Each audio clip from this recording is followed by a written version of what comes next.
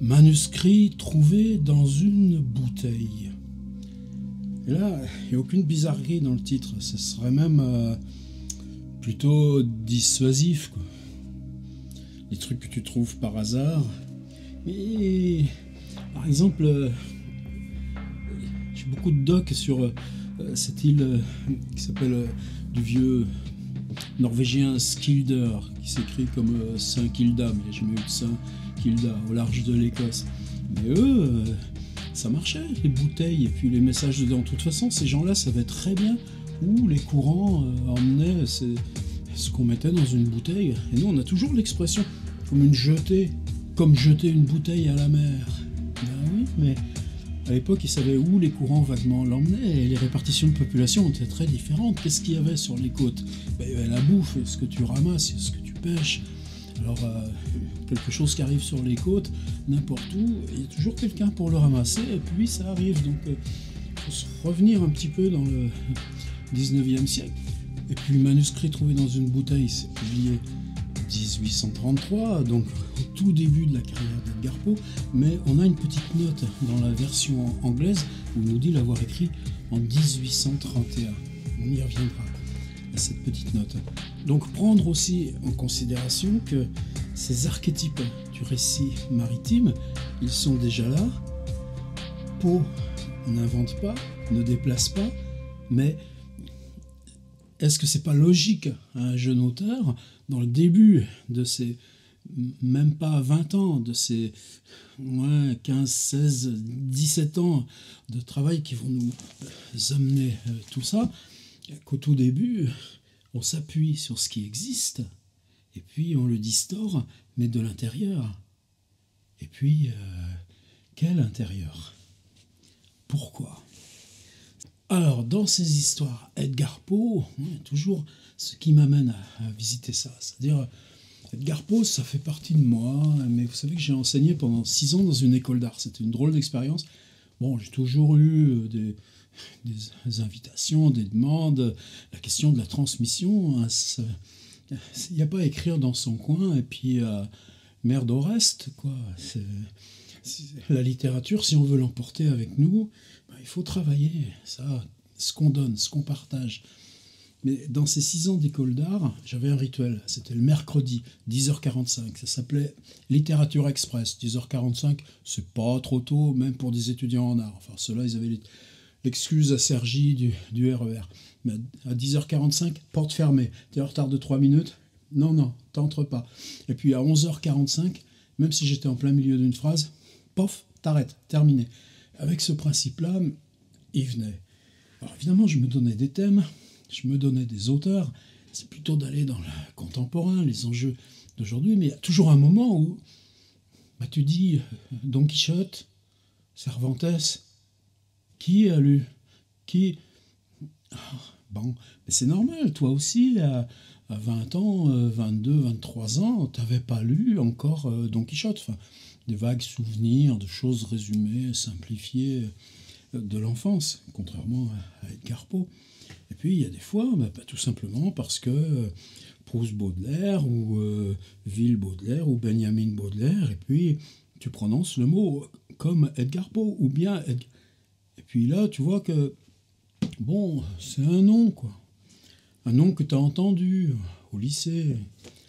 Là, tu t'arrêtes, tu croises les bras, tu dis, mais vous en êtes où avec Edgar Poe? C'est quel souvenir? Alors, c'est génial de faire ça, parce que c'est la même chose avec Kafka, avec Borges. C'est hyper gratifiant. D'un côté, tu peux accompagner même jusqu'à la publication de livres, dans les masters création littéraire, et puis de l'autre côté, il y a ça, c'est-à-dire non, c'est pas l'éducation nationale, c'est pas le secondaire, c'est arriver à un moment où tu saisis la littérature comme art. Et bien, si tu la saisis comme art, il faut bien la prendre là où elle est art.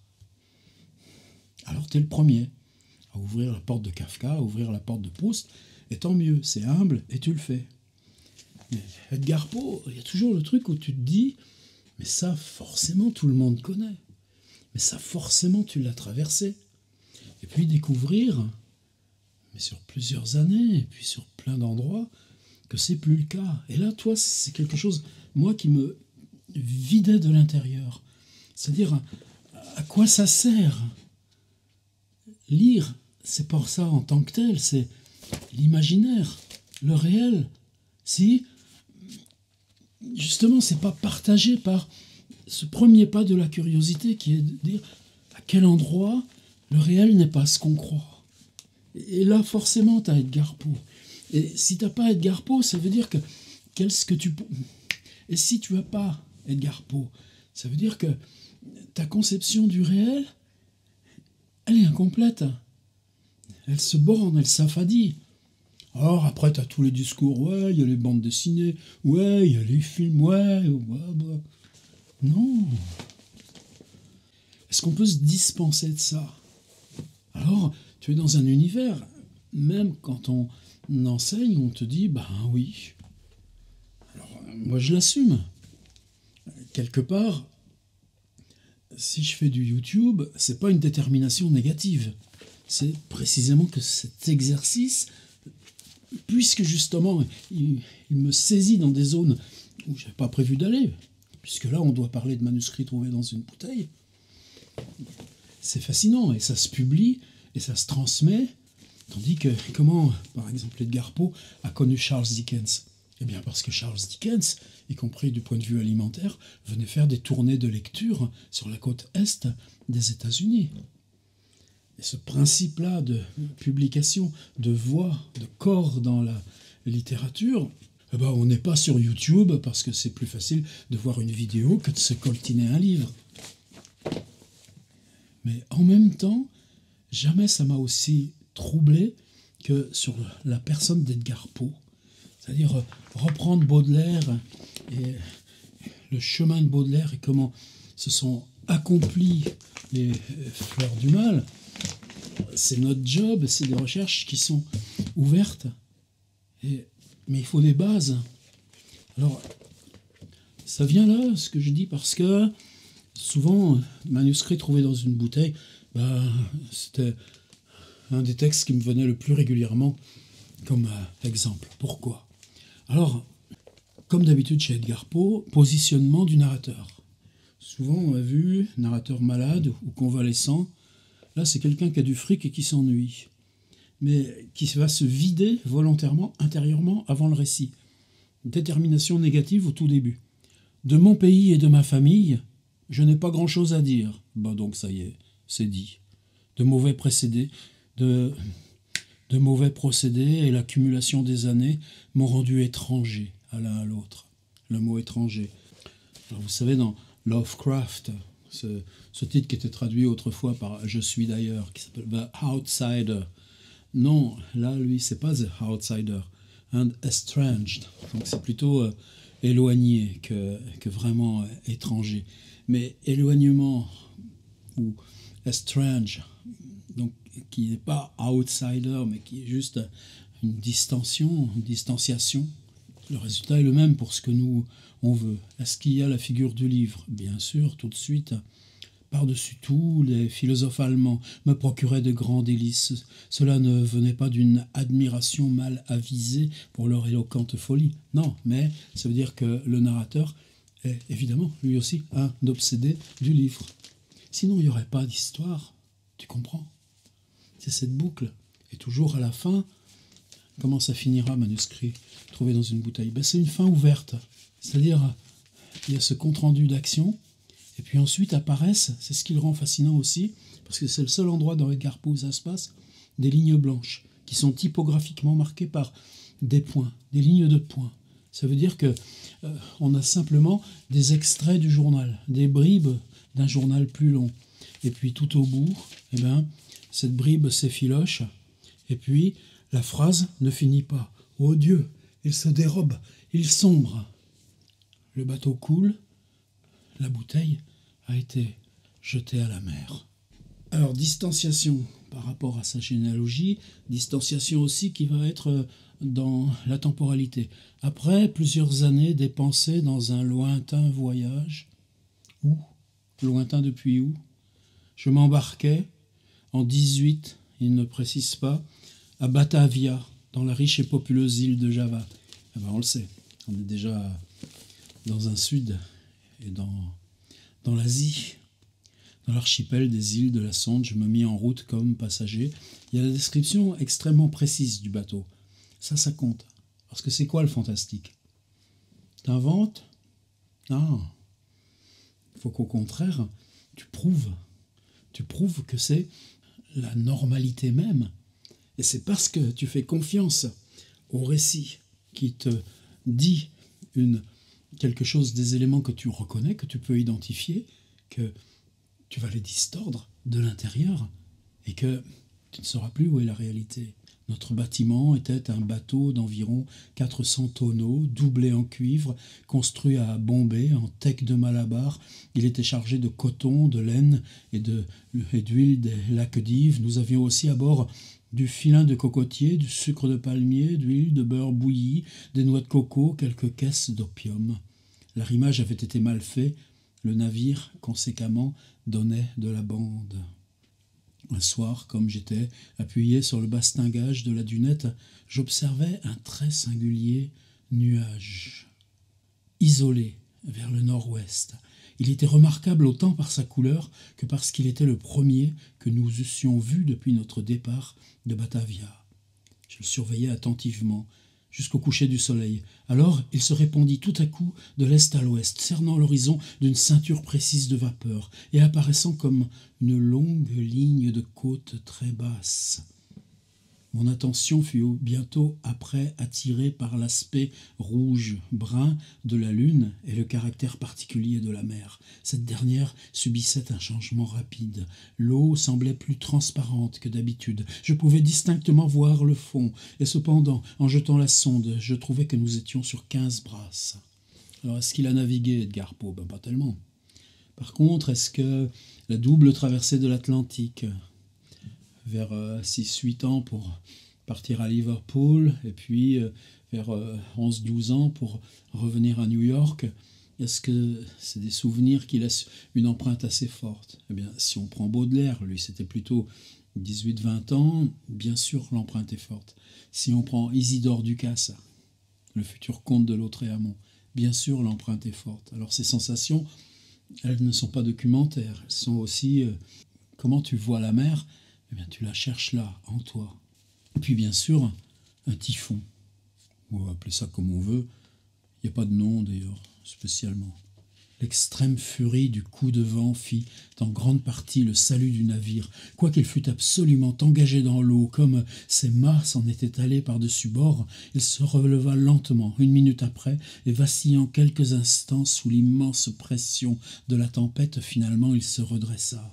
Par quel miracle échappai-je à la mort? Il m'est impossible de le dire. Étourdi par le choc de l'eau, je me trouvai pris quand je revins à moi entre l'étambot et le gouvernail. Ce fut à grand-peine que je me remis sur mes pieds. Regardant vertigineusement autour de moi, je fus frappé d'abord de l'idée que nous étions sur des brisants, tant était effrayant, au-delà de toute imagination, le tourbillon de cette mer énorme, écumante, dans laquelle nous étions engouffrés. Et narrativement, c'est que là, il y a... Alors, pourquoi ce personnage? Du coup, ils sont plus justes un autre passager et lui-même. L'autre passager, c'est un vieux bonhomme hollandais. Non, suédois.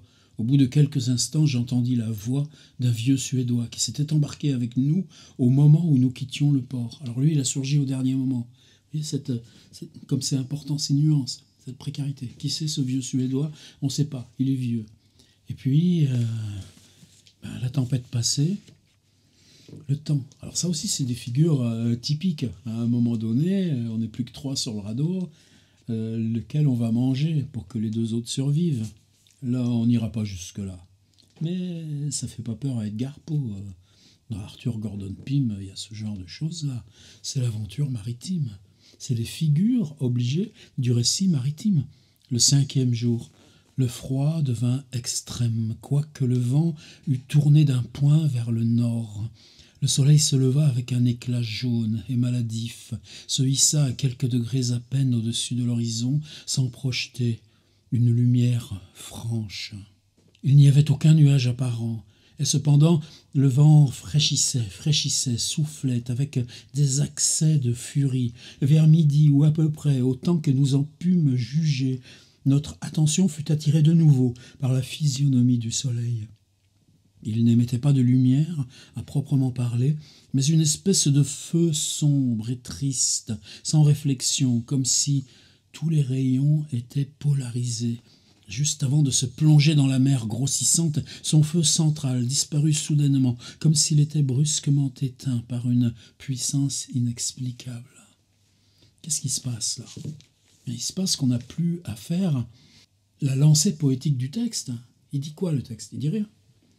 Il fabrique des couleurs, il fabrique des attentes, il fabrique simplement la présence en avant de la phrase qui remplace le ciel, la mer, et prend toute la place puisqu'on est 5e jour, tout s'est éloigné, et il n'y a plus que ces deux bons hommes, le narrateur, le vieux Suédois, de toute façon, on n'en entend plus parler, il cause pas.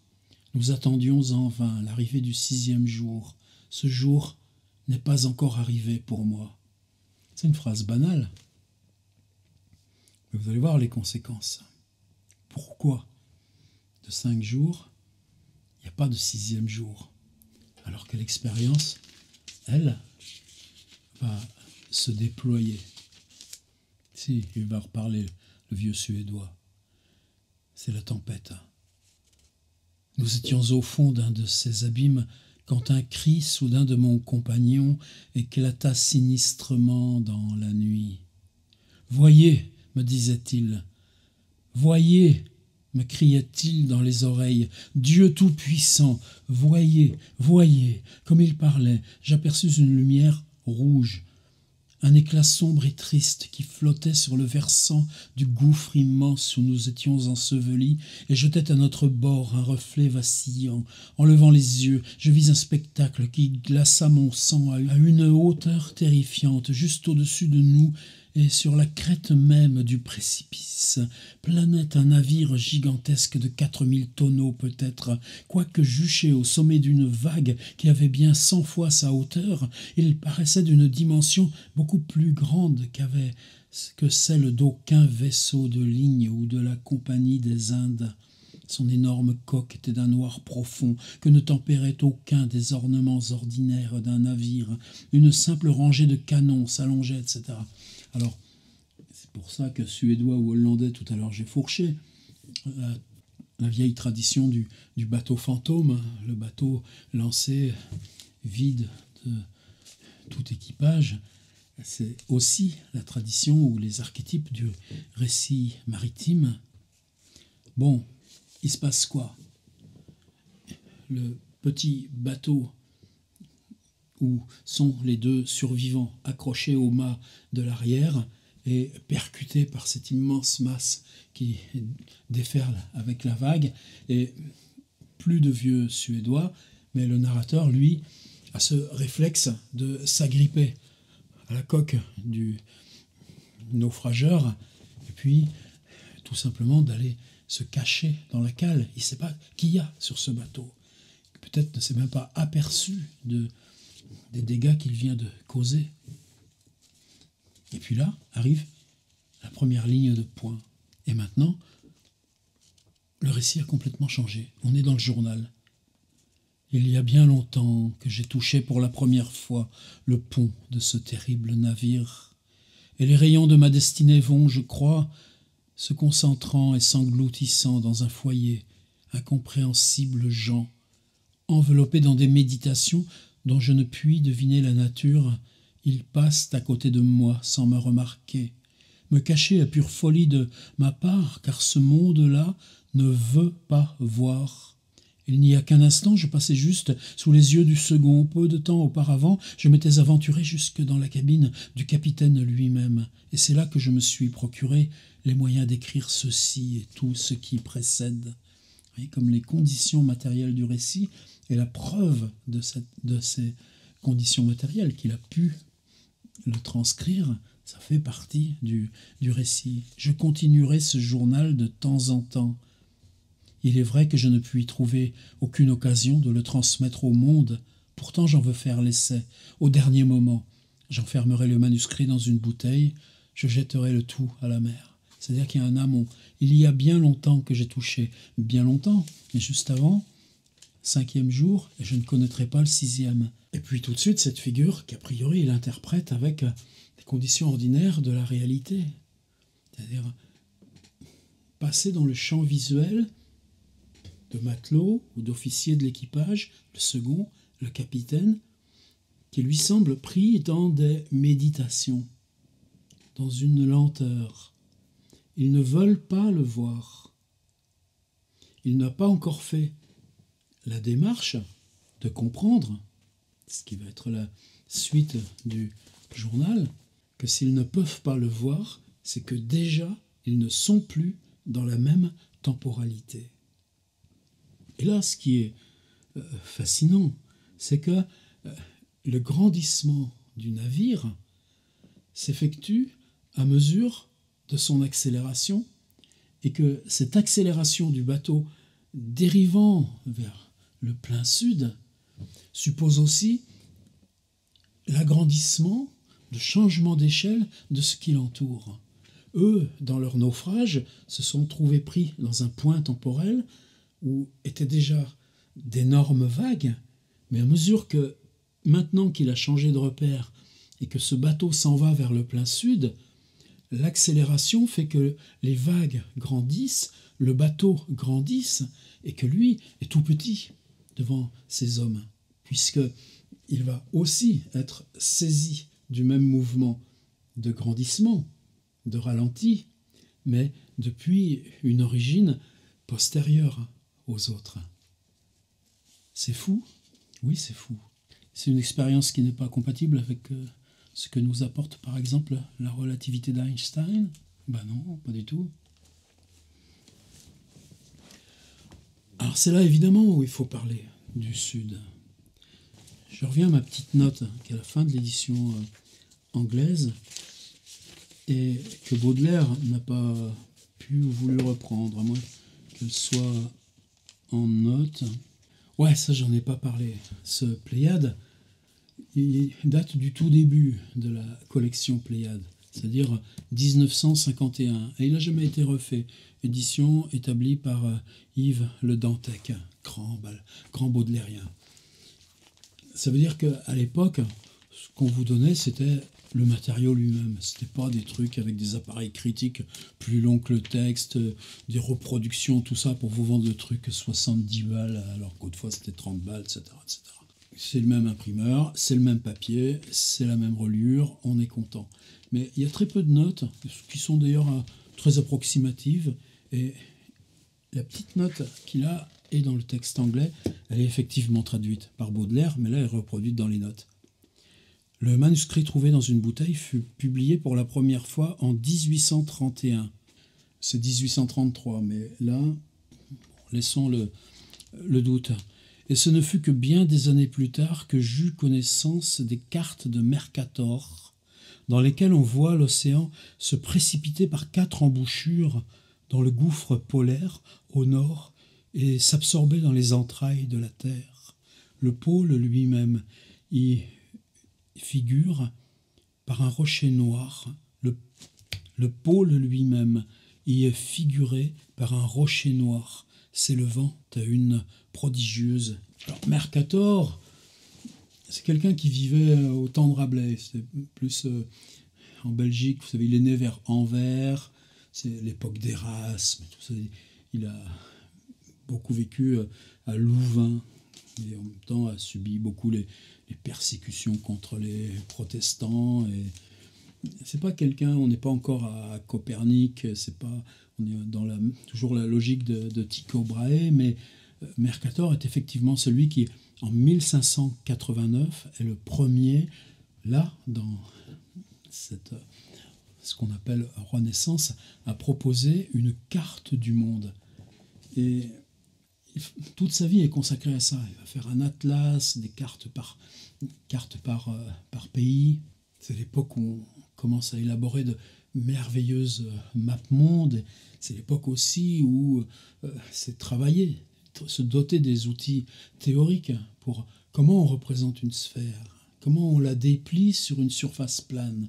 Est-ce que la carte, c'est le cylindre qui entoure la sphère, et que dans ces cas-là, les projections de ce qu'on suppose être les terres glacées de l'Antarctique ou les pôles vont être comme des bandes beaucoup plus allongées, ça se calcule, et donc Mercator, c'est un grand bonhomme. Et ces cartes, c'est beaucoup plus que des objets, pour nous, esthétiques ou de mémoire. Alors Edgar Poe dit qu'il ne connaissait pas ces cartes, mais tout au long du XIXe siècle, qu'est-ce qu'on sait de l'Antarctique? Les physiciens ont démontré que si on prend l'aplatissement de la Terre, si on prend les variations d'ellipse, les écarts de rotation, les études aussi du champ magnétique, eh bien on sait qu'au niveau de l'Antarctique, il existe une masse physique considérable. Mais cette masse, comment la rejoindre? Comment la prouver? On ne le sait pas encore. Et c'est l'époque des théories de la Terre creuse. Alors c'est l'époque de Jeremiah Reynolds. Là, on est vraiment dans la même époque qu'Edgar Poe. Il y a des croisements qui, lui, est le premier à remettre en cause l'hypothèse de la Terre creuse. Il y a un très beau livre là de Christian Garcin. Christian Garcin qui, avec un autre traducteur, s'est lancé dans une retraduction d'Edgar Poe. On est frères. Mais je vous laisse aller explorer. C'est Jeremiah Reynolds et les autres. Par contre, est-ce que ça nous dit quelque chose de comment surgit l'hypothèse d'Edgar Poe? Pourquoi le Sud ne peut pas être atteint? Parce qu'à mesure qu'on va vers l'inconnu du Sud, tout devient distendu, tout s'augmente, et donc par définition, à mesure qu'on fait ce chemin, le chemin se distend. Et s'il se distend, le temps se distend. Ça veut dire que l'Antarctique, l'absolu ou l'ultime du pôle, tu ne l'atteindras jamais. Et dans le récit, évidemment, Poe commence à écrire son texte en reprenant ces figures archétypes, en reprenant tout ce qui est classique dans le récit de naufrage, plus tout le théâtre matériel de l'écriture, ce qui fait que nous pouvons lire ce texte.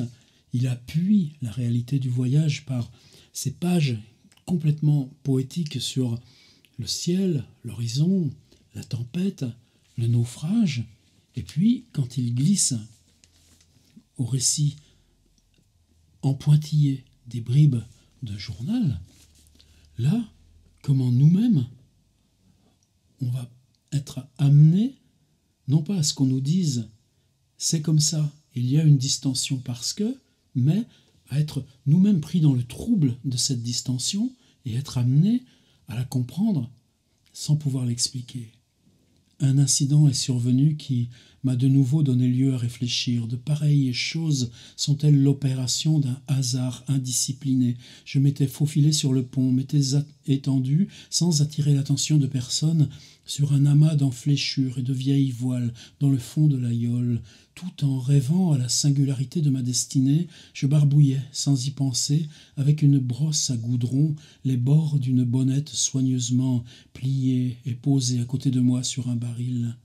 La bonnette est maintenant tendue sur ses boutes dehors, et les touches irréfléchies de la brosse figurent le mot « découverte ». J'ai fait récemment plusieurs observations sur la structure du vaisseau. J'ai bien regardé la charpente du navire. Elle est faite de matériaux qui me sont inconnus. Il y a dans le bois un caractère qui me frappe, comme le rendant, ce me semble, impropre à l'usage auquel il a été destiné. Je veux parler de son extrême porosité, considérée indépendamment des dégâts faits par les vers, qui sont une conséquence de la navigation dans ces mers, et de la pourriture résultant de la vieillesse. Peut-être trouvera-t-on mon observation quelque peu subtile, mais il me semble que ce bois aurait tout le caractère du chêne espagnol, si le chêne espagnol pouvait être dilaté par des moyens artificiels. Et puis cet autre moment, qui est aussi un renversement, et aussi le moment de la révélation par l'écriture, À nouveau, l'écriture va surgir, mais cette fois, elle surgit depuis l'autre temps, depuis l'équipage. J'ai vu le capitaine face à face, et dans sa propre cabine. Mais comme je m'y attendais, il n'a fait aucune attention à moi, bien qu'il n'y ait rien dans sa physionomie générale qui révèle, pour l'œil du premier venu, quelque chose de supérieur à l'homme. Toutefois, l'étonnement que j'éprouvais à son aspect se mêlait d'un sentiment de respect, de terreur irrésistible. Il est à peu près de ma taille, c'est-à-dire de 5 pieds 8 pouces environ. Il est bien proportionné, bien pris dans son ensemble, mais cette constitution n'annonce ni vigueur particulière, ni quoi que ce soit de remarquable. C'est la singularité de l'expression qui règne sur sa face. C'est l'intense, terrible, saisissante évidence de la vieillesse, si entière, si absolue, qui crée dans mon esprit un sentiment, une sensation ineffable. Son front, quelque peu ridé, semble porter le sceau d'une myriade d'années. Ses cheveux gris sont des archives du passé. Ses yeux, plus gris encore, sont des sibylles de l'avenir. Le plancher de sa cabine était encombré d'étranges in-folios à fermoirs de fer, d'instruments de science usés et d'anciennes cartes d'un style complètement oublié. Sa tête était appuyée sur ses mains, et d'un œil ardent et inquiet, il dévorait un papier que je pris pour une commission et qui en tout cas portait une signature royale. Il se parlait à lui-même, comme le premier matelot que j'avais aperçu dans la cale, et marmottait d'une voix basse et chagrine quelques syllabes d'une langue étrangère, et bien que je fusse tout à côté de lui, il me semblait que sa voix arrivait à mon oreille de la distance d'un mille. Écrire une histoire à fin ouverte, une histoire que vous ne pouvez pas finir, puisque vous devez vous débarrasser du texte avant qu'elle finisse. Jusqu'à quand vous écrirez? À quel moment vous serez dans l'obligation de vous séparer du texte, le lancer à la mer, sans aucune garantie que quiconque le récupère un jour? L'équipage se promène sur le pont d'un pas tremblant et inquiet, mais il y a dans toutes les physionomies une expression qui ressemble plutôt à l'ardeur de l'espérance qu'à l'apathie du désespoir. Cependant, nous avons toujours le vent arrière, et comme nous portons une masse de toile, le navire s'enlève quelquefois en grand hors de la mer. Ô horreur sur horreur! La glace s'ouvre soudainement à droite et à gauche, et nous tournons vertigineusement dans d'immenses cercles concentriques tout autour des bords d'un gigantesque amphithéâtre dont les murs perdent leur sommet dans les ténèbres et l'espace. Il ne me reste que peu de temps pour rêver à ma destinée. Les cercles se rétrécissent rapidement. Nous plongeons follement dans l'étreinte du tourbillon, et à travers le mugissement, le beuglement et le détonnement de l'océan et de la tempête, le navire tremble. Oh Dieu, il se dérobe, il sombre. En 1831, Edgar Poe a 22 ans. 1833, 24. Ça fait jeune pour penser que la dilatation de l'espace peut s'accompagner de la dilatation du temps, et que dans ce cas-là, le ralenti de vos gestes et l'accroissement de votre taille correspondront à cette accélération qui vous emmène vers l'abîme absolu dont nul n'est jamais revenu pour dire à quoi ressemble l'Antarctique. Faites ça en 10 pages. Manuscrit